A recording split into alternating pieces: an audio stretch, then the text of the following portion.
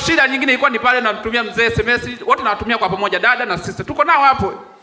Nimesemaje? Dada na sister. Hivi set ni ya kwangu ni ya kwenu lakini. Namtumia mzee, namtumia na sister wako wote sebuleni. Tunaonana hapo, namwambia sister nitumie video ya kwenu sebuleni nipaone, namtumia na mzee na wewe nitumie SMS sebuleni nipaone. Kwa hiyo nawaona wanarekodi kisirisiri, mimi nacheka tu. Wanarekodiana, naye sister anarekodi. Wote wananitumia. Najiona mimi nimetulia tu pale sebuleni. Video naipokea hapo naangalia. Mzee anawaambia hilo ndio litoto ambalo nilikwambia alitaka hata kujishughulisha eti mimi.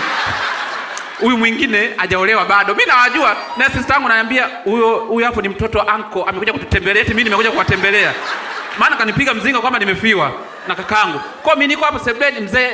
Sasa shida mzee akanipigaga na mimi akaniambia na wewe nitumie unapokaa. Mimi nilikuwa na video moja ya sehemu kwa demu mmoja hivi, nikamtumia mzee wow. Kodi kisha niambie, nikasema hizi hela nitakula za familia hii safari.